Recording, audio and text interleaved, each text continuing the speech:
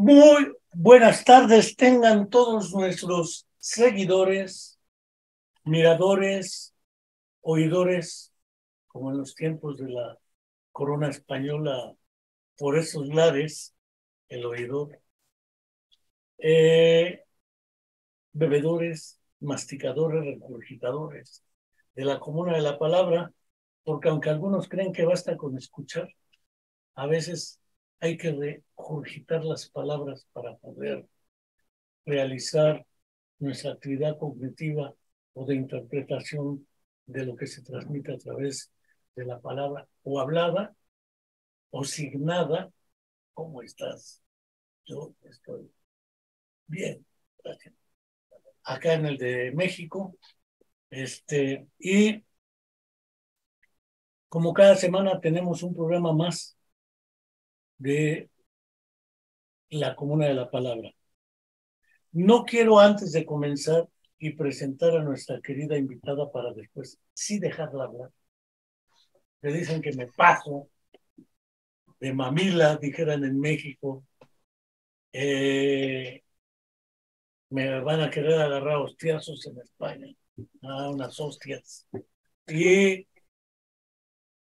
no quiero dejar de recordar que se ha cumplido una semana más, un mes más, un año más ya, este septiembre, de la desaparición forzada de los 43 jóvenes de la Escuela Normal Rural Raúl Isidro Burgos, de Tixla de Guerrero en Guerrero, mejor conocida como la Normal Rural de Ayotzinapa.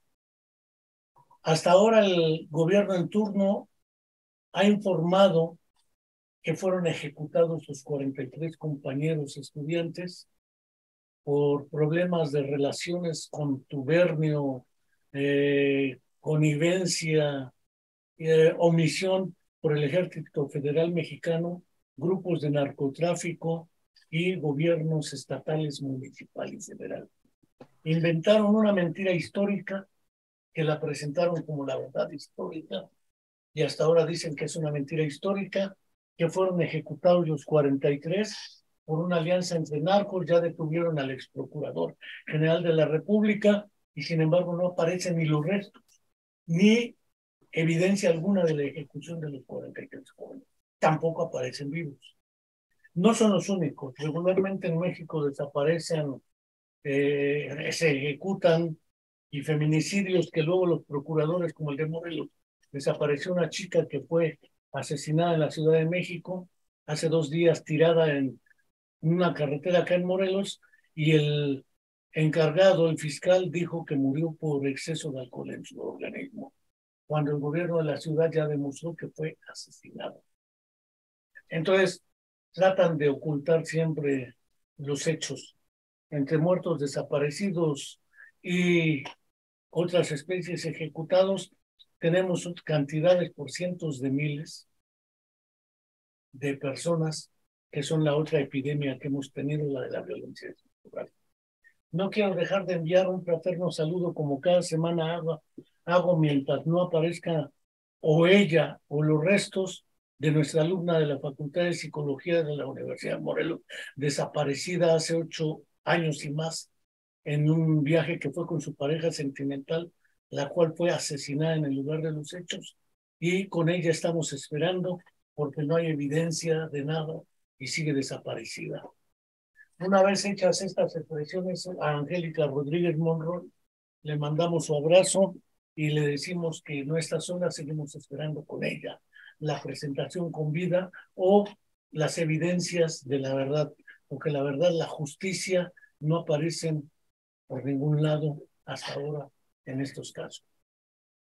El día de hoy, como comprometimos en nuestra promoción, tenemos con nosotros a la doctora María González Nosti, a quien ven ahí de frente moviendo afirmativamente la cabeza, que desde el norte de España nos acompaña vía Zoom para hablar de la correlación entre dos tipos de fenómenos: el impacto de los procesos neurodegenerativos sobre, yo lo voy a decir así, aunque ella lo va a decir con exactitud, porque yo soy neófito cuando no ignoto en estos lares.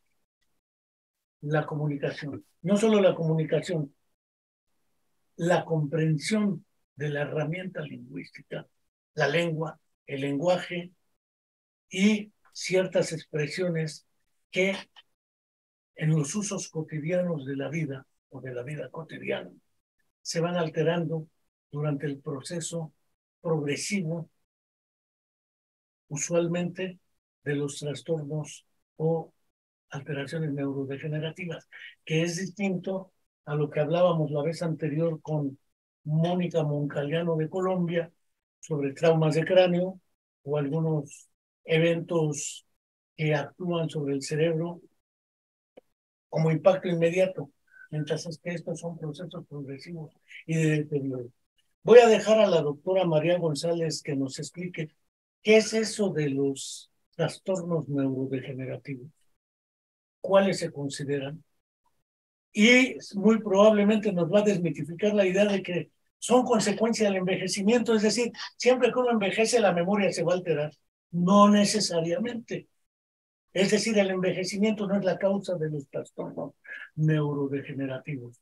Y dos, ¿qué es eso de la comunicación, el lenguaje, el habla y esas alteraciones como una muestra que nos permite hacer los diagnósticos? Desde un inicio yo recuerdo que una tía me decía, oye chiquito, cuando se le olvidó mi nombre. Una buena estrategia de compensación. ¿Qué es eso de la compensación? Como no encontraba el nombre, tenía una cosa que se llamaba, o que se llama anomia. No encontraba la palabra. Lo tenía en la punta de la lengua, salió una palabra que resolvía el problema. Pero después ya ni esa palabra aparecía, porque chiquitos éramos todos y chiquitas todas. Por lo menos se mantenía el femenino y el masculino, o el género, en términos de los usos de la lengua. Cierro mi boca. María González Nosti desde España. Muchas gracias por tu apoyo y colaboración. Y adelante. Bueno, antes de nada, darte las gracias a ti. Si me lo permites, te voy a tutear porque aquí en España no estamos muy acostumbrados al usted y además me has dado permiso.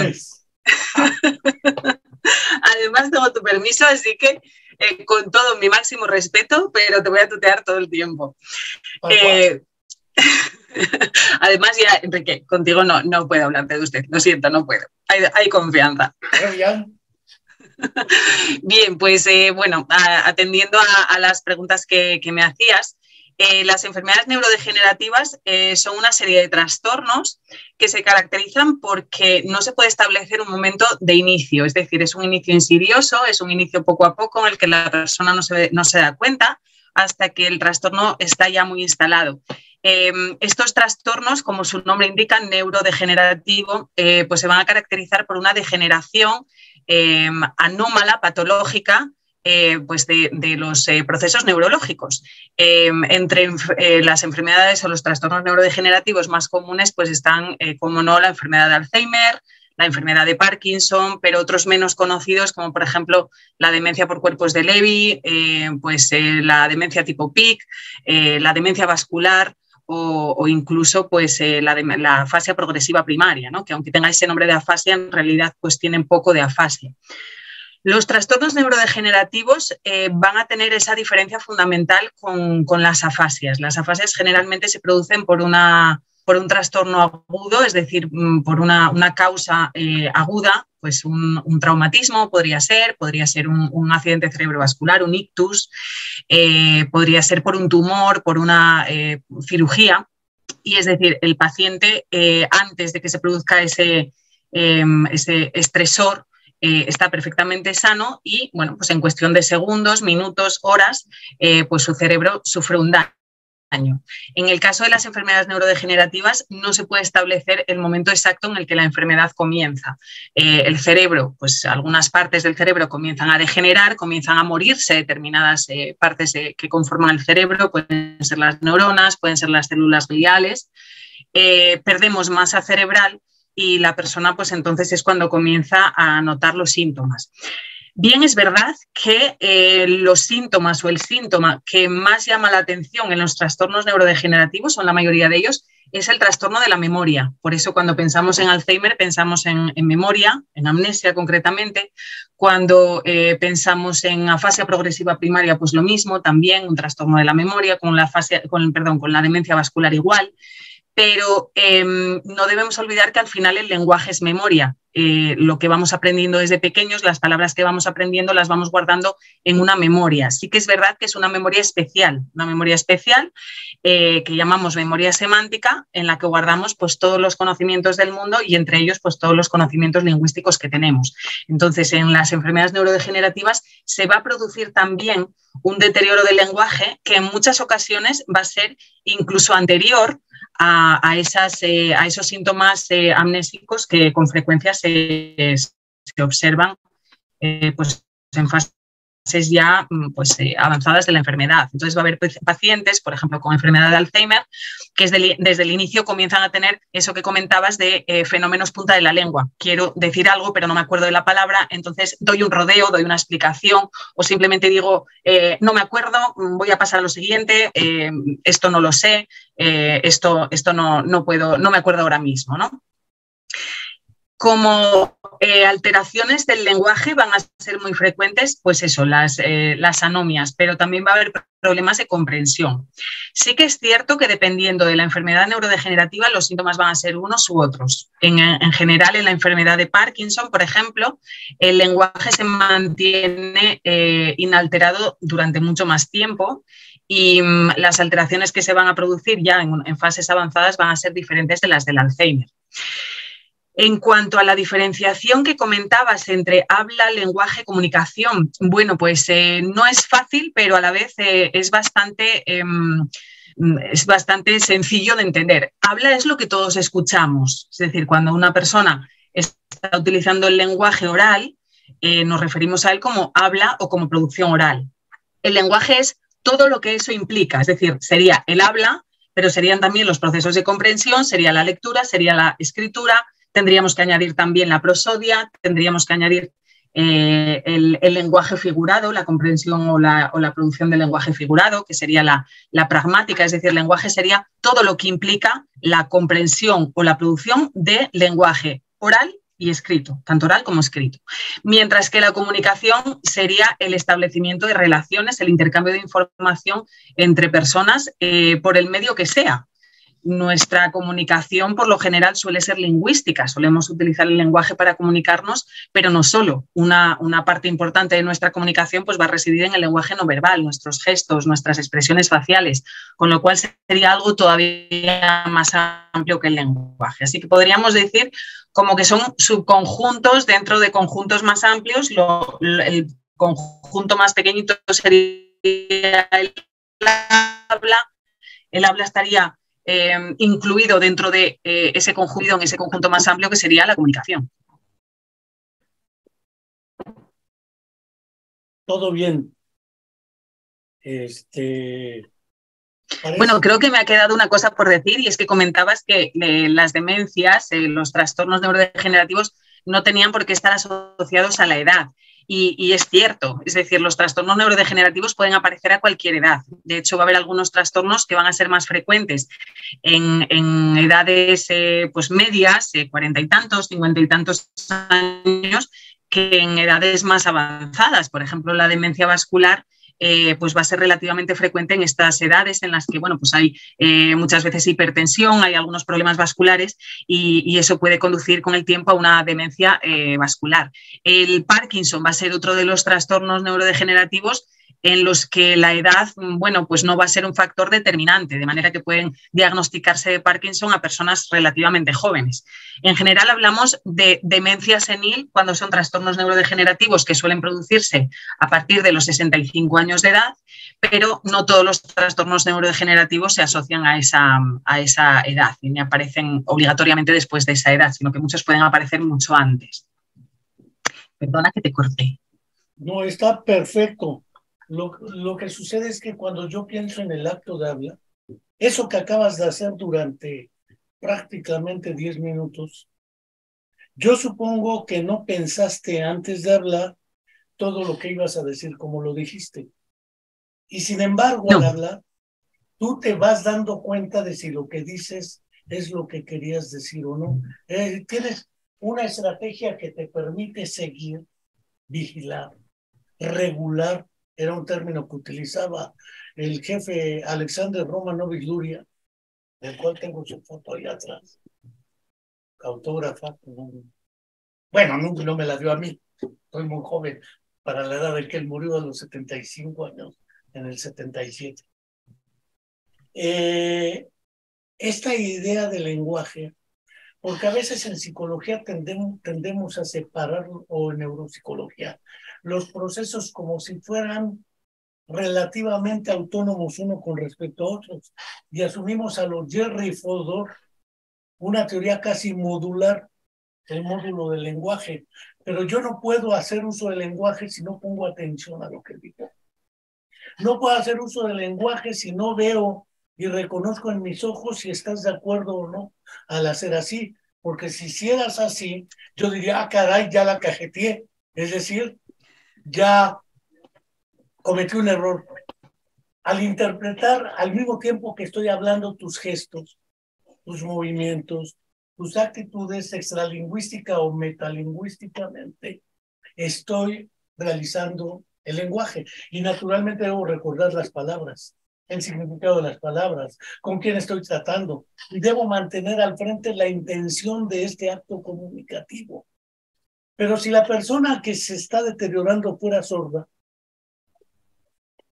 porque también los sordos envejecen y probablemente tengan trastornos neurodegenerativos, sordos de nacimiento, que aprendieron a usar lenguas de señas, o ciegos de nacimiento que no leyeron más que braille con los dedos de las manos, que esto implica otras estrategias de comunicación también, por otras vías y por otros medios.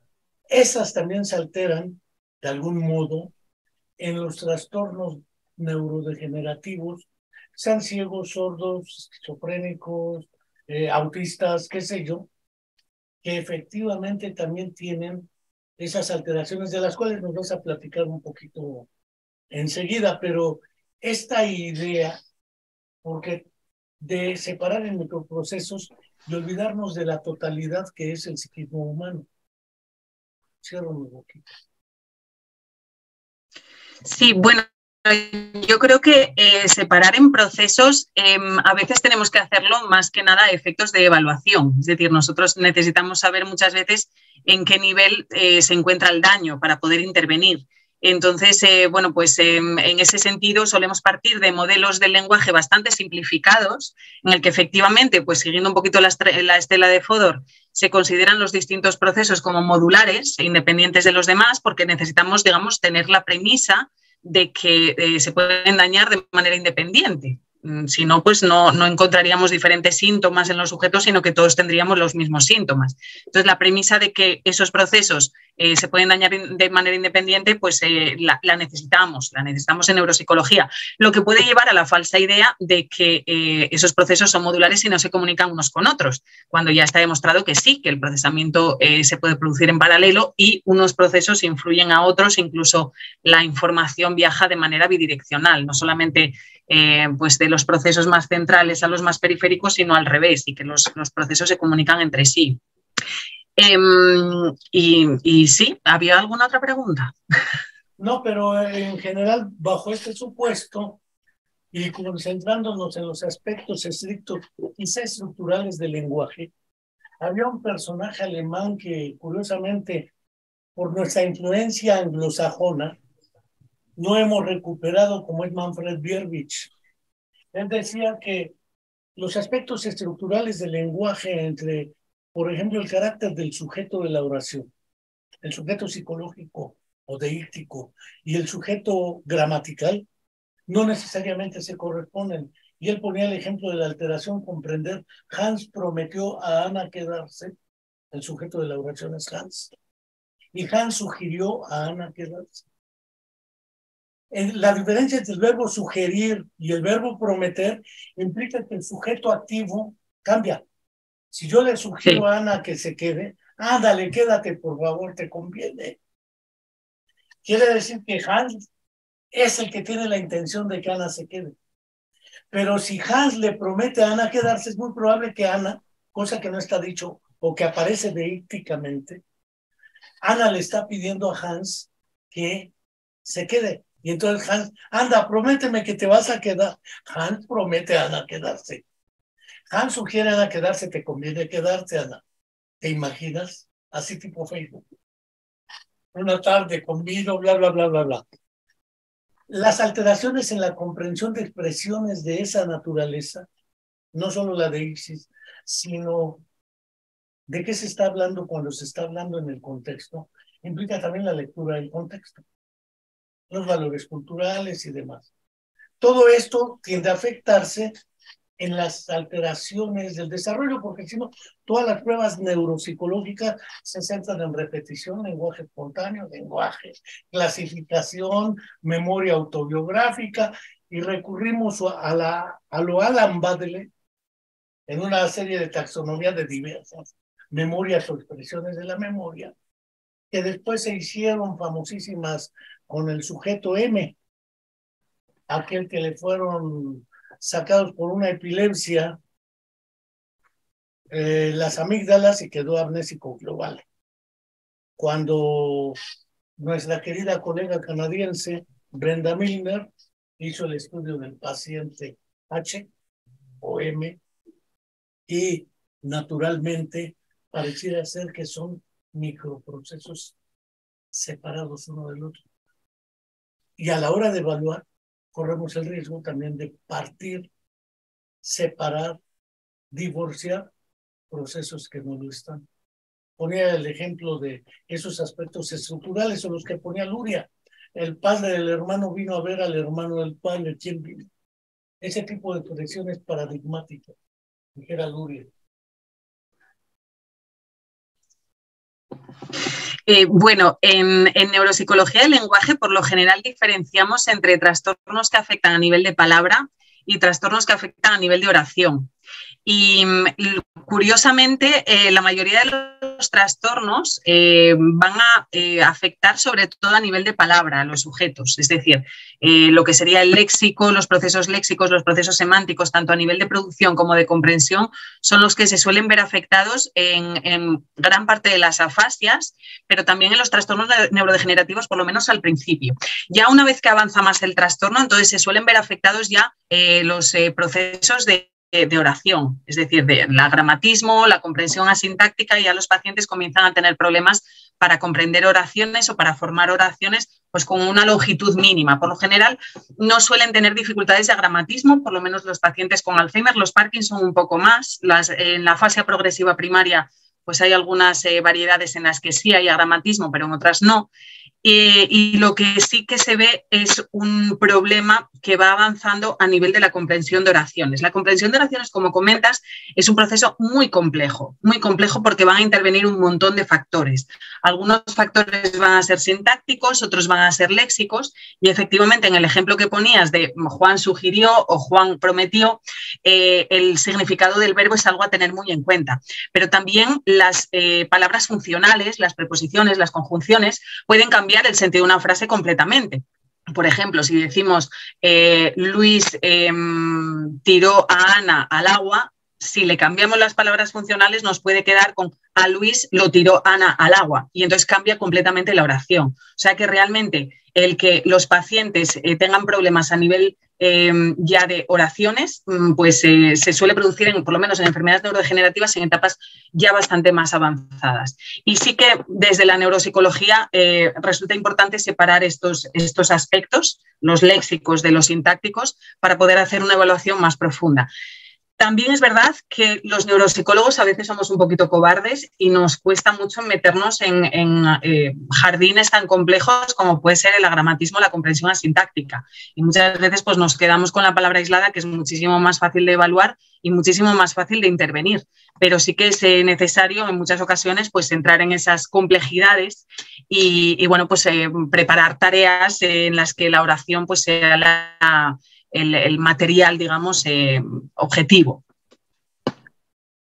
Es curioso que Oliver Sacks, en dos clásicos libros, Veo una voz que es el mundo de los sordos, y en lo que es alteraciones visuales. Decía que en los casos de afasia y en sordos se suele compensar muy fácilmente con la lectura labiofacial. Es decir, el afásico suele interpretar más, cuando es afásico por una afasia, con el recurso que le queda, que es el de la interpretación del gesto y la palabra, dijera Leroy. Pero el problema del deterioro del lenguaje, porque hay varios ejemplos en Medellín de esta relación entre algunos aspectos. Señalaba la diferencia que algunos planteaban entre sintagma y paradigma. Comprender la frase "el niño llora", "el perro ladra", demanda un recurso distinto al del "sombrero está sobre la cama" o debajo de la mesa. Porque el sobre o debajo en el término preposicional es gramatical, lleva en la comprensión a una línea distinta que era la expresión. En mi época, de modo mucho más joven que ahora, se hablaba del lenguaje telegráfico, porque todavía existían los telegramas. Hola, llego, pronto, mañana. Es decir, la estructura del telegrama históricamente era una estructura agramatical. Recuerdo que en neurología se hablaba del síndrome de ojos de muñeca, las muñecas que les daban a las chicas que la acostaban y cerraban los ojos, la levantaban y los abría. Entonces dije, hay pacientes que después de un evento neurológico se comportan como esas muñecas de esa época, y se hablaba, siempre la analogía y la metáfora ha sido parte de la clínica y la práctica. Y aquí no lo dudo que también lo sea, el lenguaje telegráfico, la jergafasia, las jergas, los no. Eso, por ejemplo, de que el síndrome de lengua extranjera, el paciente que habla en otra lengua que supuestamente ni conocía, que son fenómenos que suelen aparecer en algunos, o interpretarse más que aparecer, como si fuera otra lengua. Tiene el acento francés, resulta, y es la interpretación del ojo clínico. Pero el problema de los aspectos estructurales del lenguaje en los que te metiste, en los que te introdujiste y que aprendiste para la exposición, había una serie de ejemplos que me parece que pueden ser muy didácticos para quienes nos están viendo y escuchando, y para quienes después lo hagan a través del vídeo o del podcast. ¿Te refieres a la teoría embodiment, la que hablaba de Pulver-Müller? Me refiero a esas diferencias entre expresarse, porque lo primero que ves es que no aparece la palabra. Lo tengo en la punta de la lengua. Pero entonces hago un circunloquio para poder resolver el problema. Es decir, hay una actitud activa, o dijeran los teóricos del Daniel L. Schachter, el estado de búsqueda de la palabra no encontrada. Dices, ¿es esta? No, no es. Sí sabes cuál no es, pero no sabes cuál sí es. Es como la psicología. No nos ponemos de acuerdo en cuál sí es su objeto de estudio, pero sí sabemos cuál no es. Entonces, esa actitud de búsqueda de la palabra hace que haga el circunloquio, que es una estrategia compensatoria, o dijera Julián de Julián, es una retrogénesis, no es la regresión freudiana clásica, no es un regreso al pasado, es una reorganización para resolver el problema del presente con recursos más consolidados. Esa estrategia del circunloquio que decías busca resolver el problema de la ausencia de la palabra o la anomia. Entonces busco una estrategia distinta para darme a entender. Pero esas estrategias no son las que aparecen a la hora de comprender lo que tú me dices. Y ambos son parte del lenguaje. Sí. Bueno, en cuanto al habla, al lenguaje oral, hay que tener muy claro que los procesos léxicos y los procesos semánticos son procesos diferentes, es decir, no es el mismo proceso. Durante mucho tiempo se consideró que el concepto en nuestra mente iba unido a la palabra, es decir, concepto junto con palabra. Pero ahora mismo se sabe que los conceptos estarían, digamos, organizados y bueno, pues dependerían de ciertas estructuras cerebrales, principalmente del temporal izquierdo, pero sin embargo los elementos léxicos, las palabras, los términos, sería, digamos, una memoria distinta. En los modelos generalmente se le llama a los conceptos sistema semántico y a las palabras, bueno, al conjunto de palabras, a esa memoria de palabras, se le llama léxico fonológico. Serían todas aquellas palabras bueno, pues que conocemos oralmente, ¿no? Que podemos producir. Entonces, lo que ocurre muchas en la enfermedad tipo Alzheimer, por ejemplo, lo que se suele perder es el acceso a los conceptos o bien los conceptos mismos. Con el tiempo, lógicamente, se acaba perdiendo también la palabra, el léxico. Pero ya desde el principio el paciente no tiene claro lo que quiere decir, ¿verdad? Entonces, si por ejemplo está pensando en un concepto pues, de animal, doméstico, mamífero que produce leche, y que tiene cuernos, pues a lo mejor quiere decir cabra en realidad, pero ese concepto que es muy específico ya no lo tiene y lo que le sale es otro mucho más común que es vaca. Entonces, la persona con determinadas enfermedades neurodegenerativas como la demencia semántica o Alzheimer pierden los conceptos, pero fallan porque no está el concepto.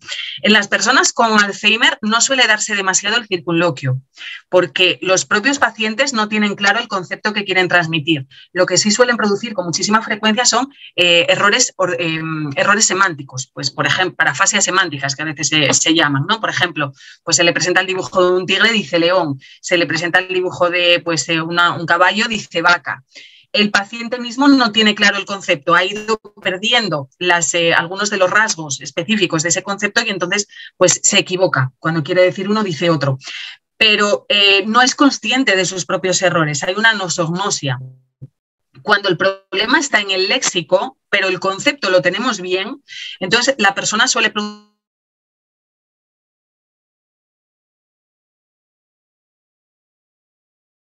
¿Me escuchas? Parece que esta cosa te congelaste. ¿Me escuchas? Bueno.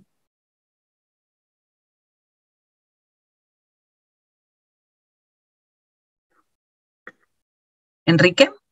Sí, ya es que te quedaste ahora como sí. Congelada. Ajá. Yo dije, le dio una parálisis parkinsónica. No, por suerte, voy a tocar madera. Por suerte no. Madera los dos. No sé si a lo mejor en la grabación no haya salido parte de la información o algo que estaba comentando. Pero lo podemos volver a decir.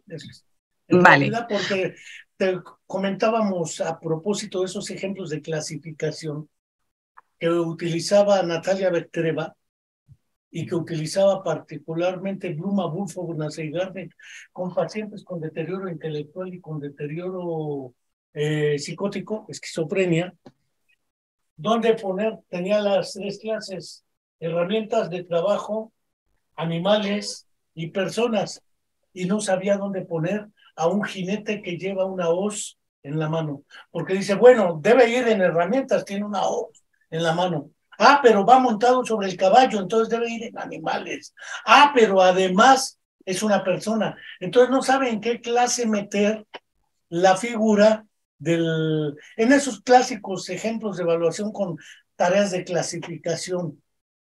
Y eso marca ese deterioro que refieres. Claro, sí, no, y además es lógico, ¿no? Que nosotros tenemos que ser, digamos, lo más claros posible, tenemos que intentar que la persona pues sepa exactamente lo que tiene que hacer e intentar evitar por todos los medios pues los posibles equívocos, y en ese ejemplo que estás poniendo pues sería muy lógico que la persona no sepa cómo clasificarlo, porque bueno, ni yo sabría, ¿no? ¿Tú no sabrías? No. Si es un señor montado en un caballo con una hoz, no tendría ni idea de dónde podría clasificarse correctamente. Inventar el otro concepto. Pues sí, podríamos a lo mejor hacer una tercera categoría de personas montadas en caballos con herramientas en la mano. Sí, qué sé yo, fuera del ejemplo específico que le fusilé a Bluma Fulfo, Garne, del equipo de Vygotsky que trabajaba en la patopsicología, porque allá todo lo nombraban al revés, psiconeurología, y creo que el orden de los factores sí altera el producto. No es lo mismo Sí. psiconeurología que neuropsicología. Pero fuera de ello, para ya no interrumpir esto y seguir en la lógica que expusiste en el Congreso, me gustaría que nos presentaras esos aspectos porque nuestros seguidores creo que es lo que están esperando, escucharte a ti y no a mí. Joder, si no me van a agarrar mis hostias. Ahí van, sus hostias. Bueno, lo que estábamos comentando antes de que se cayera un poco la conexión es que efectivamente pues, las personas con Alzheimer van perdiendo los conceptos. No es tanto la palabra lo que van perdiendo, sino más bien el concepto. El concepto, digamos, que se va despojando de sus características, de las características que le diferencian, de los rasgos que le diferencian de otros conceptos similares, ¿no?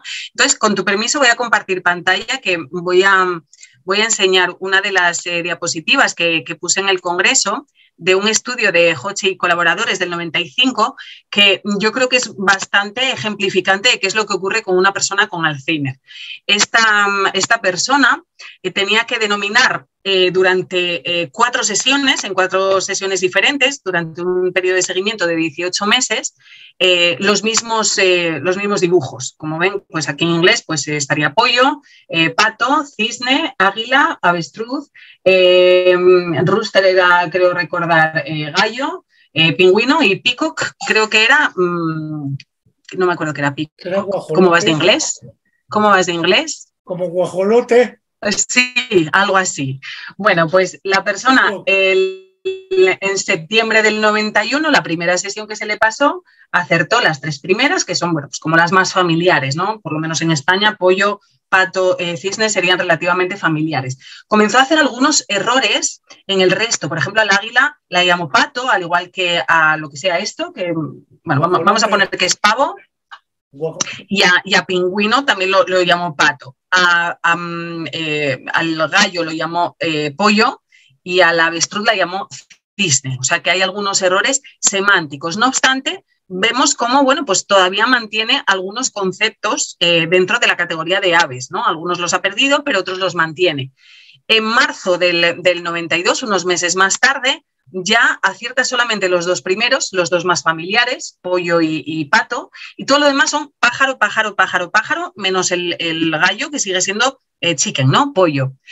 En septiembre del 92, 6 meses más tarde, pues acierta solamente pollo y lo demás pasan a ser pájaros, pero ojo, porque aquí entra algo que no esperábamos, un gato. De repente, el avestruz es un gato, el pingüino es un gato, ¿no? Lo que quiere decir que ya esta persona no tiene las características diferenciales de lo que distinguiría un pato de un ave, ya no de un avestruz, de un ave siquiera, ¿no? No, y ya en marzo del 93, la última. Un pavo real. Ajá, un pavo real, perfecto. O guajolote acá. Ya nos vamos a que ya no tiene prácticamente ni en la categoría de aves, ha perdido la categoría de aves y lo que dice es animal, ¿no? Pollo, animal. Ha identificado por lo menos que es un animal, pero si se fijan aquí pone swan, el cisne lo llama perro, al águila lo llama caballo, el pavo real ya es un vehículo. El pingüino puede ser la parte de un animal y de nuevo el gallo lo llama perro, es decir, la persona, digamos que de todas las características que nosotros tenemos sobre los conceptos, iría perdiendo las que diferencian esos conceptos de otros y se iría quedando con conceptos cada vez más generales, hasta el punto de que podría perder categorías completas. Y de hecho, pues con las personas con Alzheimer, a medida que le vamos evaluando, que la persona va bueno, pues deteriorándose ya en etapas moderadas o incluso severas, lo que observamos es que, bueno, pues casi todo lo que tenga 2 o 4 patas es animal o perro. Aquí, pues perro parece ser, digamos, equivalente a animal, ¿no? Y muchas veces, pues le presentas un caballo, te dice perro, le presentas un salmón, te dice perro. Entonces, ha perdido ya todas las características definitorias de los conceptos y ya solamente quedarían los conceptos más generales. Las categorías no se van a deteriorar a la misma velocidad, sino que, por ejemplo, una categoría que se suele deteriorar muy rápidamente es la de los insectos. Una persona con Alzheimer, muy probablemente en fases leves ya no podría diferenciar una abeja de un mosquito o de una mosca, ¿no? O de una hormiga. Con lo cual, pues va a haber categorías mucho más difíciles, mucho más complejas para ellos, bueno, pues que se pierden más pronto. En estos casos, como veis, el paciente no hace otro tipo de errores. No nos dice, por ejemplo, sí, esto que vuela por los aires, para referirse al águila. O no se refiere, por ejemplo, hombre, estos que viven en los polos, para referirse al pingüino, sino que directamente lo llama pato y seguramente se ha quedado tan ancho, se ha quedado pensando que efectivamente es un pato. Eso es porque el daño está en el propio concepto. Si el concepto estuviera bien, como nos ocurre a nosotros cuando tenemos un fenómeno punta de la lengua, pero la persona hubiera perdido la palabra, la etiqueta léxica, entonces es cuando se darían los errores de tipo circunloquio. La persona diría, sí, hombre, esto que vive en los polos, ¿cómo se llama? Y entonces le diríamos, ¿un avestruz? No sé cómo se llama, pero un avestruz sé que no es, porque tenemos claro el significado. Las personas con Alzheimer no tienen claro el significado y de ahí pues esta evolución y estos errores, van perdiendo los significados. Y si me permites, pues voy a enseñar, ya que voy a enseñar cómo pierden los significados, porque ha habido durante años muchísima controversia sobre si lo que ocurre es que las personas pierden efectivamente el concepto o por el contrario van perdiendo las conexiones entre los distintos conceptos y esto haría pues que determinados conceptos, como en este caso, en este dibujo naranja o ambulancia, se queden aislados, ¿no? Y con el tiempo en el cerebro todo lo que no se usa se atrofia. Si no podemos llegar a este color, no podemos llegar a este vehículo por ninguna vía porque ha perdido las conexiones, entonces terminaría desapareciendo, ¿no? Y entonces es la opinión que hay ahora, que efectivamente primero perdemos conexiones, esos conceptos se quedan aislados y con el tiempo pues se acaban perdiendo los conceptos también, lo que haría que la persona pues tenga un sistema semántico, una jerarquía de conceptos cada vez más mermada. Si yo utilizase un terminejo inusual, aunque utilizaste parte del terminejo, decía una de nuestras seguidoras, Elizabeth Mulato, dice, bueno, puedes partir en 3 partes. Le partes la hoz, le partes en el caballo y metes cada pedazo en la clase. Ya le dio una solución. Naturalmente, que es buena esa solución. Pero en algunos teóricos dentro de los ahora denominados trastornos del espectro autista, como ya todo es espectro, epidemiológicamente hay explosiones de casos, ¿sí? Pero se habla de un déficit de acceso representacional. No es que desaparezca el concepto o la representación. Ahí está. Como cuando las personas con autismo que las tratan de hacer hablar con terapia del lenguaje, graso error, porque el problema no es del lenguaje, es de intención comunicativa. Pueden no acceder por una vía, pero en la computadora dice todo. Se han demostrado casos de esa naturaleza. Lo que estás diciendo que el problema en realidad es un problema de acceso a las redes, el concepto de redes que también está de moda, no solo porque sea una moda, porque en realidad son sistemas complejos. No es que esté localizada la palabra perro con el modelo clásico de socio, el significante y el significado, la unidad psicológica con la fonológica, por así llamarlo, el significante y el significado. Y es algo un poquito más complejo, dijera después Chomsky, con la psicolingüística. Pero el problema sigue siendo que estás planteando implícitamente, Elizabeth también fue la que dijo es el pavo real, o guajolote les decimos acá en México. Por eso decía Muchas gracias. Elizabeth Mulato. Esta idea del lenguaje y sus usos y la acción comunicativa, que es una estrategia compensatoria. No estoy en Escuela de Frankfurt y teoría de la acción comunicativa, pero sí el problema sigue siendo de acceso representacional, porque si no nos va a pasar como en Irineo Funes. Una palabra le desencadena acceso a no sé cuántas representaciones y ya no puede parar. También esa inhibición interna para parar, si no, no funciona. O dijera Freud, olvidar ciertas cosas que duelen, porque no olvidar todo también tendría consecuencias negativas. El modelo de la memoria y sus metáforas, Raíz Dowell tiene un trabajo precioso al respecto, metáforas de la memoria. Y desde luego, esta idea en realidad se pierde, dices tú, el concepto, no la palabra. No la palabra con el tiempo se acaba perdiendo, claro. Sí, sí, pero mientras todo el proceso es un proceso de alteración de acceso representacional. Valga la expresión que usé. Sí, Pregunto y no sé cómo va esa idea. Y aquí aprovecho para introducir un concepto que te había gustado mucho también cuando lo comenté en el Congreso, que es el de la edad de adquisición. Nuestro lenguaje está influido por determinadas variables y muchas de esas variables tienen que ver con el propio estímulo, ¿no? Entonces, la edad de adquisición se definiría como la edad a la que se aprende la palabra. Normalmente cuando aprendemos una palabra, la aprendemos porque aprendemos el concepto aparejado. Es decir, cuando un niño señala, pues su mamá le dice, ah, sí, la mesa, ¿qué quieres de la mesa? ¿No? O, ah, ¿qué quieres? Agua, ¿tienes sed? Entonces, aprende la palabra porque se la produce su cuidador o su cuidadora a la vez que el concepto. Entonces, cuando aprendemos una palabra tempranamente, tenemos que asumir que ese concepto también es un concepto temprano.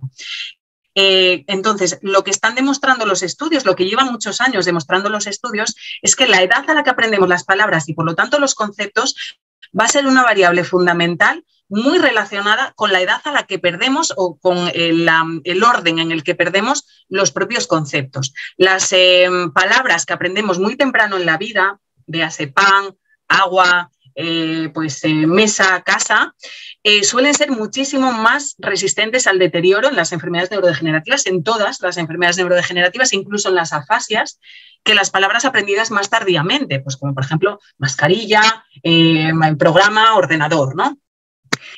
¿Por qué puede ocurrir esto? Pues por lo que comentabas, por las conexiones. Cuando yo aprendo una palabra como pan o agua, a los 2 años o incluso al año y medio, esa palabra, ese concepto funcionaría como una piedra angular sobre la que voy construyendo el resto de mi sistema cognitivo. Es decir, yo aprendo la palabra agua, aprendo que es un líquido que se puede beber, pero si voy a la playa también aprendo que las olas están hechas de agua, que el agua moja, que puedes nadar en el agua, y entonces hay una serie de acciones y de otros objetos que se van asociando con agua. Hielo también estaría asociado con agua. Entonces, agua va a ser una palabra y un concepto que nuestro sistema va a estar hiperconectada. Con lo cual, si perdemos una conexión, pongamos por ejemplo que perdemos la conexión entre hielo y agua, aún así nos van a quedar muchísimas otras maneras de llegar a ese concepto y de llegar a esa palabra por otras vías, con lo cual esas palabras van a ser muchísimo más resistentes al deterioro. En todos estos estudios sobre denominación de dibujos en Alzheimer, lo que se ha visto es que la variable predictora es justamente la edad de adquisición. Palabras, conceptos que aprendemos a edades más tardías, solemos perderlos más rápido, más pronto, que palabras o conceptos que aprendemos a edades muy tempranas. Lo que señalas indudablemente desde Sherrington, planteaban que lo que primero afecta al daño neurológico es lo más corticalizado y lo que queda más liberado es lo subcortical. Es decir, sería descendente el proceso, por lo tanto, lo que primero que se pierde es lo más recientemente adquirido y lo último que se pierde, si se pierde, es lo más lejano. Hablo desde Sherrington, el mismo Luria lo señalaba y Vygotsky, curiosamente, aunque no tuvo tiempo de montar en su caballo. Esta idea del deterioro implica 3 niveles de expresión. Es involuntario, que si no depende de la voluntad del sujeto, por más vitaminas que tome y haga ejercicio, el deterioro es deterioro. Algo puede influir, porque si no te venden la receta remedio y milagro, y dicen, no, detenga el Alzheimer, detenga el Parkinson, detenga el SIDA y todo lo que usted quiera con este procedimiento. es progresivo. Sí. Por lo tanto, en el caso del Alzheimer puede durar una persona en no se va a morir de Alzheimer, se va a morir de otra cosa y se va a echar probablemente en ese deterioro una década, por decir ahorita arbitrariamente un tiempo. Puede ser más o menos dependiendo de las comorbilidades que haya, hipertensión, insuficiencia renal, diabetes, qué sé yo. Porque además se asocia con otros. La correlación positiva no es necesariamente causalidad. Entonces, aparecen correlacionados positivamente otras comorbilidades, otras necesidades prácticas, aumenta la dependencia funcional, al mismo tiempo que desciende la independencia o autonomía funcional. Son inversamente proporcionales. Todo ello está marcando todo un gran síndrome que esta parte del lenguaje que señalas ayuda tanto a los familiares como a los terapeutas a tomar ciertas decisiones. Pero las preocupaciones generalmente de quienes te lleven, personas con procesos neurodegenerativos, a mí lo que me interesa es que me hagan caso, porque no hay adherencia terapéutica tampoco, no se quieren tragar los medicamentos, se están peleando con el familiar cuidador, que generalmente es una mujer, entra el síndrome de Burnout en la cuidadora. Es todo un caos familiar. La pregunta es insidiosa y voy a parecer abogado del diablo. ¿Qué trascendencia tiene todo esto que dices? Para ese tipo de problemas que son los que le preocupan al paciente. Yeah. Además se va deprimiendo la persona, que se va dando cuenta. Antes gobernaba su cocina si es mujer, decidía qué se hacía en su casa, después ya deciden por ella. Antes trabajaba, tenía independencia económica si es varón, y ya no. Bueno, ahora con la crisis y el paro, pues ya no sé cómo es la realidad, pero el problema es, ante eso, sí tiene un valor, pero ¿cuál es? Porque a lo mejor yo no lo veo por ultrilla, digamos aquí, por mega ultra, pero ¿cuál es la trascendencia de esto? Bueno, pues efectivamente lo que comentabas antes de que también en los recuerdos hay un gradiente temporal similar al del lenguaje. Muchos familiares a veces pues nos comentan que a veces creen que el paciente se está burlando de ellos porque no recuerdan lo que desayunaron esa misma mañana y sin embargo sí que recuerdan el nombre de todos sus compañeros de primero de primaria, el nombre de su maestra, recordaba exactamente dónde se sentaba cada uno y ocurre algo parecido al lenguaje, la edad de adquisición. Los recuerdos que aprendemos muy pronto en la vida están muy enraizados en nuestra memoria y todos los demás recuerdos en general pues pueden empezar a construirse, a formar parte de nuestra memoria justamente relacionados con esos, ¿no? Con lo cual van a ser recuerdos que van a estar muy conectados, que van a estar muy, muy fuertes en nuestra memoria y por lo tanto no se pierden. Lo más, la información más reciente es la que va a perder el paciente con muchísima más frecuencia. Entonces, yo creo que en el caso de los familiares de pacientes, en concreto con Alzheimer, creo que deberían intentar buscar más información. Sé que no es fácil, pero cuanta más información tengan sobre el trastorno, mejor van a comprender por qué la persona que está a su cargo hace lo que hace. Es decir, esa persona no es capaz de vestirse sola porque ya ha perdido los conceptos de las prendas de vestir, ya no sabe diferenciar un pantalón de una camiseta y ya no sabe cómo se pone uno y cómo se pone otro. Entonces muchos nos comentan pues, que han visto a su familiar intentando vestir el pantalón por los brazos, ¿no? O que ha intentado verlo partir la carne con una cuchara. Entonces, los pacientes pierden los significados y eso no solamente les va a afectar para el lenguaje, que como ya hemos visto, les afecta y mucho, sino que les va a afectar para su vida diaria. El manejo del dinero suele ser una de las cuestiones que primero se deterioran. La cuestión es que, claro, existen muchos tipos de memoria. Una es la que comentábamos, la memoria semántica. Otra es la memoria, o sea, que es la del lenguaje y la de nuestro conocimiento del mundo en general. Está también la memoria operativa, esa que utilizamos para, digamos, las distancias cortas, ¿no? Para recordar un número de teléfono durante un corto espacio de tiempo. Está la memoria prospectiva, que es la memoria de lo que tenemos que hacer en el futuro. Me tengo que tomar las pastillas, me tengo que... Y luego estaría la memoria procedimental, que son todos esos aprendizajes motores que realizamos mediante la experiencia a lo largo de nuestra vida, como por ejemplo escribir a mano, a máquina, caminar, correr, andar en bicicleta, conducir, todo eso son aprendizajes motores y todo eso se mantiene muy bien.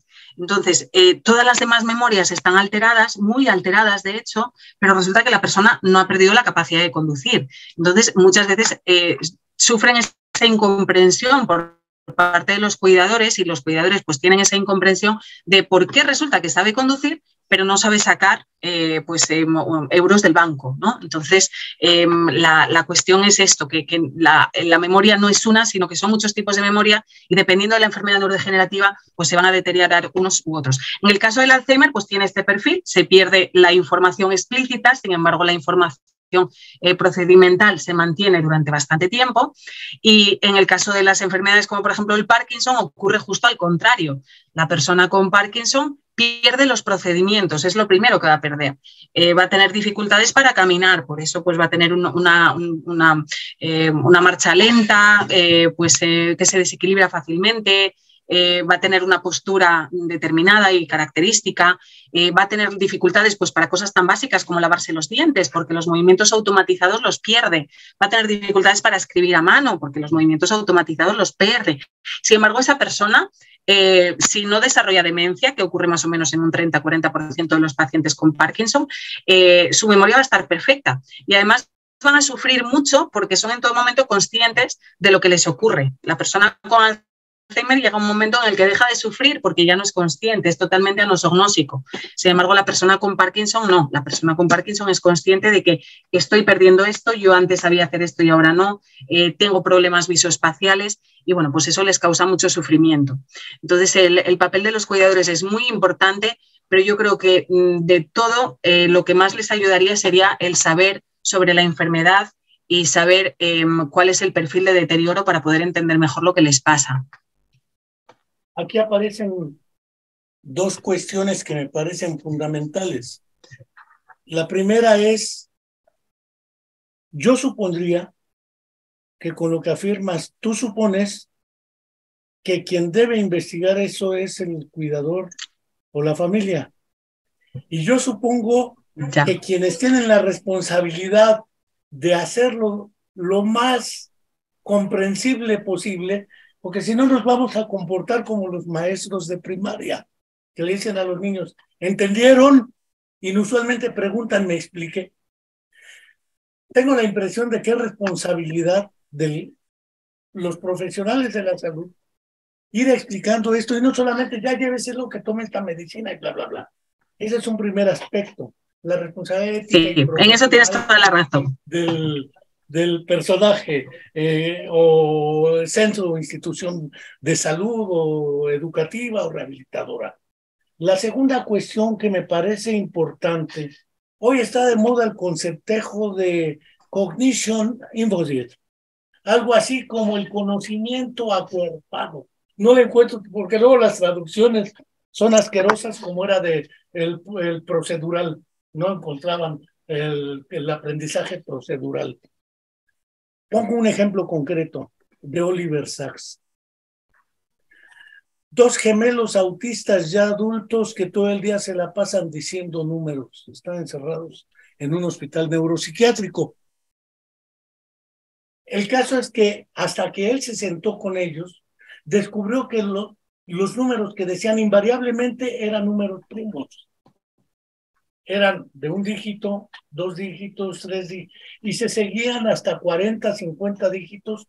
Y él, al descubrir esto, dice, ¿cómo le hacen? O tienen un algoritmo para producir números, algoritmos primos al infinito, o tienen una memoria prodigiosa, como se empezó a decir, para aprenderse todos los números primos, pero ¿dónde carajos los vieron? El problema entonces es que hay una diferencia entre saber hacer y otra es entre saber que lo sabes hacer. Porque esto dice, el indio que lo descubrió, el algoritmo, lo patentaron y hasta le dieron el premio Nobel. Pero estos lo sabían antes que el otro, nada más que lo sabían hacer, pero no sabían que lo sabían hacer. Esa idea de la cognición acuerpada, o lo que dijeron algunos psicoanalistas en su momento, como Wilhelm Reich, u otros como Piaget y Vallon, representas en la acción lo que no puedes decir lingüísticamente. El niño que en el juego resuelve problemas que no puede explicarse, o en la imitación, no en la instigación del comportamiento. Juan del Val ponía un ejemplo, una niña que no sabía abrir una caja de cerillos o cerillas, dijeran en España, y lo que hace es esto: abre la boca y abre la caja. Es decir, resuelve el problema primero en la acción general, y luego la transfiere a la otra acción específica para resolver la tarea. O una niña con autismo de Bruno Bettelheim no sabía cómo botar la pelota hasta que hizo esto. Representa la pelota con la boca y en la acción resuelve el problema y después empieza a botar la pelota. ¿Qué es lo que decía? El conocimiento adquirido prácticamente. El niño que sabe resolver problemas, pero no lo puede. La persona con Alzheimer que puede manejar, o una niña con autismo que te resuelve muchos problemas lógicos y de memoria, pero es incapaz de abrir una perilla de una puerta. Es decir, pareciera haber esa dificultad de acceso representacional. Otra vez el derecho a...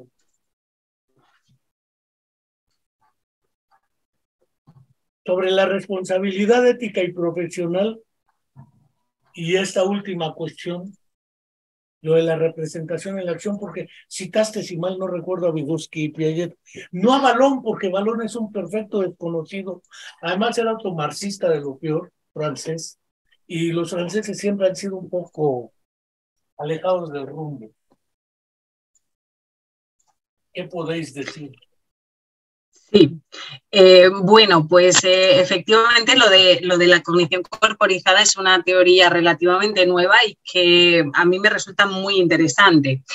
La cognición corporizada, bueno, parte de estudios realmente de neuroimagen, es decir, primero la neuroimagen, luego la teoría, ¿no? Se han observado determinadas cosas en el cerebro que luego pues hay que dar una explicación, y la verdad es que la explicación es muy bonita y se relaciona mucho pues con lo que comentabas antes de Piaget y Vygotsky, y cómo, bueno, pues ellos concebían el desarrollo del lenguaje. La teoría corporizada se basa en qué. Bueno, se basa en ciertos estudios de Pulvermüller, que si me permites voy a compartir pantalla para explicarlo pues un poquito con un poquito más de apoyo visual, ¿no? Que, vaya porras, que a veces viene bien, ¿no? Entonces, estoy en esta diapositiva, en esta. Bueno, pues este estudio de Pulvermüller es de, pues como veis aquí, de 2006, y se titula, tiene un título también muy curioso, se titula Leer canela activa regiones del cerebro, bueno, regiones olfativas del cerebro, ¿no? Bueno, este estudio lo que vino a demostrar mediante neuroimagen es que cuando yo leo o cuando yo escucho la palabra canela, se activa toda una red neurológica que no solamente implica las áreas explícitamente del lenguaje, que serían estas que están representadas aquí en amarillo, sino también otras áreas. En este caso, al leer canela, pues se activarían las áreas olfativas y gustativas. Pulvermüller no se quedó ahí, sino que hizo otra serie de trabajos, y uno de ellos era muy bonito porque implicaba ya el córtex motor, ¿no? Por poner a la gente un poquito en antecedentes, cuando en el cerebro se procesan información sensitiva, información que proviene de los sentidos, del tacto, por ejemplo, pues se activa distintas zonas del cerebro dependiendo de cuál sea la zona que se activa, ¿no? Entonces, el Penfield habla de un homúnculo que tendríamos representado en el cerebro, sería como una persona, digamos, boca abajo, ¿no? Con las piernas hacia arriba, la cara y los órganos bucofonatorios en la parte de abajo. Esto sería el córtex motor, perdón, el córtex sensorial superior, el córtex sensorial medio y el córtex sensorial inferior, ¿verdad? Y en el motor pues sería el mismo homúnculo, simplemente pues habría distinta representación de determinadas áreas, bueno, zonas del cuerpo, pero también de nuevo el homúnculo estaría patas arriba, de manera que las áreas superiores del cerebro pues estarían enviando la información a los músculos de las piernas y de los pies, las áreas medias estarían enviando información a zonas del brazo y de las manos y las áreas inferiores se ocuparían del movimiento de la cara y de los órganos bucofonatorios.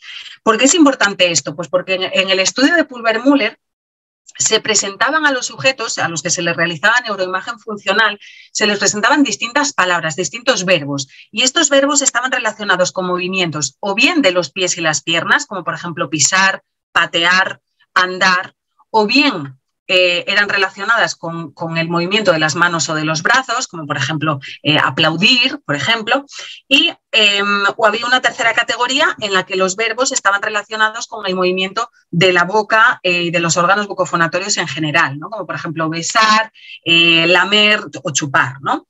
Bien, pues ¿qué fue lo que encontraron? Pues que la red que se activaba cuando leían alguna de esas palabras implicaba a las áreas del córtex motor que realmente se activaban para realizar esas funciones. Es decir, cuando yo leo la palabra patear, se activan las mismas áreas del córtex motor que yo utilizo para patear.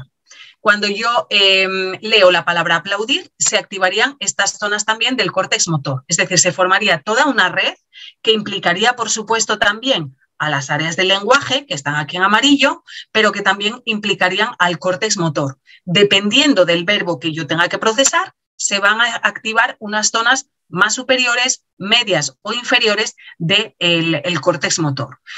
¿Qué implica esto? Pues tiene muchísimas implicaciones. Por un lado, implica que dependiendo de la palabra, la red va a ser distinta. Es decir, la red de procesamiento no va a ser igual para canela que para aplaudir o que, por ejemplo, para cebra, ¿no? La cebra pues tiene unas connotaciones visuales muy importantes por las rayas y demás, pues aquí se activaría, esta red implicaría seguramente la participación de áreas visuales.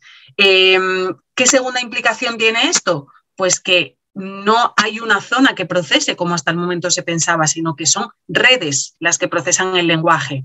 Y además esas redes, y esta es una tercera implicación, requerirían la participación de las mismas áreas que utilizamos para realizar la propia acción, ¿no? O para sentir la misma sensación. Es decir, se activaría lo mismo cuando procesamos el lenguaje que cuando experimentamos en la realidad. Claro, esto está muy relacionado con algo que conocemos todos, que es la teoría del desarrollo cognitivo de Piaget.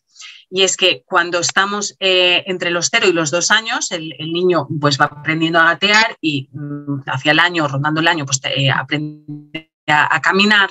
El aprendizaje se produce, como dice aquí, mediante los sentidos y mediante la interacción con los objetos. Es decir, yo veo, por ejemplo, una flauta, soy un niño de 2 años, imaginemos, y entonces yo me acerco a la flauta, la cojo, la lanzo a ver cómo suena, soplo dentro a ver cómo suena, la meto en la boca a ver cómo sabe, la acerco a la nariz a ver cómo huele y realizo una serie de acciones con esa flauta de manera que yo aprendo todas las características de ese objeto. Entonces, ¿qué implicaría esto? Pues que si la flauta cuando cae suena por el ruido, pues las áreas auditivas se conectarían con áreas pues, visuales, con áreas táctiles, el tacto que tiene el objeto, pues se activarían también áreas táctiles y se crearía una red que iría incorporando todas esas áreas relevantes para el procesamiento del objeto, ¿no? Y finalmente, pues seguramente el cuidador o la cuidadora le diría, ah, ¿te gusta la flauta? Venga, vamos a tocar la flauta. Y entonces ya además le ponemos nombre, lo cual implicaría también a las áreas lingüísticas. Entonces estaría creando un concepto en el que estarían muchísimas áreas del cerebro implicadas y que esas mismas áreas son las que luego voy a utilizar para procesar el objeto en la realidad. Con lo cual, pues es una teoría muy, muy interesante en ese sentido, ¿no? Porque daría, digamos, respuesta a todas estas acciones que hacen los niños. Pero no se queda solo en una teoría, porque se ha visto que en personas con Parkinson Las personas con Parkinson sabemos que tienen dificultades motoras porque tienen un déficit de dopamina, ¿no? Entonces, el déficit de dopamina hace que los ganglios basales, que son necesarios para el movimiento, pues se vayan deteriorando, ¿no? No se usan por falta de dopamina y entonces, como no se usan, se van deteriorando. Con lo cual, la persona con un Parkinson, pues ya moderado o avanzado, va a tener los ganglios basales muy dañados y va a tener dificultades en las áreas motoras. A los Parkinson muchas veces se les medica con un precursor de la dopamina que se llama levodopa, que bueno, pues sería un precursor necesario para que el propio organismo pueda fabricar la dopamina a partir de ese precursor, ¿no? Con lo cual la persona que está bueno, pues medicada con el levodopa, pues ya tendría, digamos, la dopamina necesaria para que su cuerpo funcione. Bien, pues se han hecho varios estudios, no solamente en español, en nuestro grupo de investigación, sino también en otros idiomas, en los que se ha visto que las personas con Parkinson tienen mayores dificultades para procesar los verbos que los sustantivos. Pero es que no solamente es eso, sino que además tienen mayores dificultades para procesar los verbos que implican movimiento. Si hubiera sido solamente una cuestión de verbo sustantivo, podría ser una explicación perfectamente gramatical la que se diera a esa diferencia. Es decir, los Parkinson pues a veces tienen problemas de gramatismo, entonces, bueno, pues efectivamente los verbos, como tienen mayores variedades, expresan más conceptos gramaticales mediante las desinencias, pues podría ocurrir que, bueno, pues que el déficit de procesamiento afectara a los verbos por eso, por cuestiones gramaticales. Pero es que no afecta a todos los verbos, afecta sobre todo a los verbos que implican un movimiento como nadar, correr, saltar o jugar, ¿no? Otros verbos como pensar, reflexionar, soñar, que no implican en principio apenas movimiento, no estarían afectados por este déficit, ¿no? Y entonces en nuestro grupo se hizo una investigación en la que se comparaba cómo las personas con Parkinson que podían estar sin medicación o con medicación, y luego había también un tercer grupo control, denominaban acciones de alto contenido motor y de bajo contenido motor. Bueno, en este grupo pues se presentarían acciones como correr, saltar, jugar, mientras que en este pues se presentarían acciones como, por ejemplo, pues pensar, soñar, ¿no? Bueno, pues lo que observaron fue que los controles, el tiempo de reacción, lo que tardaban en denominar los dibujos era muy similar, 1500, 1400 milisegundos, segundo y medio, lo normal. Las personas con Parkinson, pero que estaban medicadas, es decir, que su córtex motor funcionaba bien porque tenían la dopamina necesaria, pues tenían también unos tiempos un poquito más altos, pero iguales para ambos tipos de verbos. Y sin embargo, los pacientes sin medicación tardaban unos 2 segundos en denominar los verbos de bajo contenido motor, pero sin embargo aumentaba hasta 2.364 milisegundos los verbos de alto contenido motor. Es decir, hay una diferencia de 400 milisegundos, 400 y pico milisegundos, que es una diferencia muy, muy grande. Lo que nos está diciendo es que la falta de dopamina estaba no impidiendo, pero sí dificultando el procesamiento de esos verbos de movimiento. Si no atendemos a la teoría de Pulver-Müller, a la teoría de embodiment, sería muy difícil explicar este resultado. Con lo cual, pues bueno, pues son evidencias a favor de esta teoría pues bastante importantes. A lo mejor me orino fuera del bacín, dijéramos en México. Orinarse fuera del bacín, lo reconozca uno o no. Cuando salió la teoría de las neuronas espejo, para explicar la empatía y la interpretación también de una cognición corporizada o acuerpada, ¿sí? El mono araña que ve el comportamiento del otro, su sistema neurológico se activa en las mismas estructuras del que realiza la acción al que observa la acción realizada. Cuando Vilanilla Ramachandran trató de explicar el autismo sin orinarse fuera del bacín, pero hay que demostrar por qué y cómo, señalaba que muy probablemente en los trastornos del espectro autista, desde el nacimiento está afectado el sistema de neuronas espejo, de modo tal que las relaciones de comunicación, interacción y lectura del contexto, que no va a parecer a lo que Vermeulen Peter dice en La ceguera al contexto, porque bien parece ser una dislexia, si leen unas cosas pero trato, o las leen al revés. Lleva a la otra cuestión de lo que es el problema de teoría de la mente, pero todo conduce a redes. Yo no la veo de otra. Y es el sistema de redes en lo que es la cognición, porque acuerpada, porque finalmente tanto Balón en los orígenes del carácter en el niño o en la evolución psicológica del niño, el mismo Piaget decía, si quieren entender psicología, lean a Balón, no a mí, yo no soy psicólogo, soy epistemólogo. No era modestia, era en realidad que así lo sostuvo ante Bringuier Piaget. Pero parece ser que el proceso en el desarrollo va de la acción a la representación, mientras que el deterioro es en sentido inverso. De la representación se va alterando la acción comunicativa, la acción interpretativa, pero no en el Parkinson, porque en el Parkinson va de la acción también a la representación. Porque lo primero que se afecta en Parkinson es precisamente el acto motor. Ya decías verbos patear, verbos manosear, manipular, pegar, que no es lo mismo los verbos recordar, imaginar, etcétera. Que tienen procesos, esa relación entre acción-representación parece ser que es muy poderosa desde aquella época, y como dijera Vygotsky en el significado de la crisis de la psicología, el significado histórico, decía esa piedra a la que siempre despreciamos era la fundamental. Y me parece ser que esa tesis de la acción a la representación implicaba la pérdida de que esa piedra la habíamos perdido, pero ahora la estamos redescubriendo. Porque esa de cognición acuerpada o corporeizada, no es otra cosa más que ir de la acción a la representación, o la representación en la acción, que es lo que manejará Piaget en la formación del símbolo en el niño. El dibujo, la imitación y el juego. Y juego, imitación y dibujo en esa época son la pieza clave.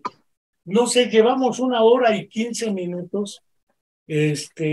No sé si quieras decir algo más, porque después... Un poquito al hilo de lo que estabas comentando, yo creo que lo revolucionario de esta teoría, porque sí que es verdad que desde hace tiempo ya se sabe que hay redes, ¿no? Que no hay áreas que realizan un procesamiento, sino que son redes las que realizan ese procesamiento, pero hasta hace poquito se pensaba que esas redes implicaban solamente áreas lingüísticas. Yo creo que lo revolucionario de esta teoría es justamente que esta teoría lo que dice es que las redes implican a todo el cerebro y además está relacionado con muchas otras investigaciones que dicen que, por ejemplo, para imaginarnos una cosa, tiramos de recuerdos. Es decir, nosotros no podemos construir cosas nuevas, sino que nosotros partimos de lo que ya conocemos. De manera que si yo quiero imaginarme una fiesta de cumpleaños, seguramente voy a poner en esa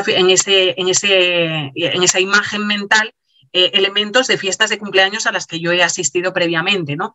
Y se activarían las mismas áreas para imaginar que para recordar, lo que quiere decir que la imaginación es simplemente recuerdos reconstruidos, ¿no? Con lo cual, pues el lenguaje vendría a ser algo similar. En el lenguaje, pues participarían todas las áreas que estarían implicadas en la acción, como estabas diciendo, es decir, en la representación participarían las mismas áreas que en la acción, con lo cual me parece una teoría muy, muy bonita y muy revolucionaria. Pues mira que habiendo discutido tanto con Jordi Peña Casanova o con Juan Carlos Arango el papel de Luria y su modelo de los sistemas funcionales complejos, es el punto de partida hacia una teoría sistémica y de redes. Aunque Luria mantiene los 3 bloques funcionales, parte de la noción de Anokhin de sistema funcional complejo, que abre la posibilidad en rehabilitación. Si no tienes manos, hazlo con la boca.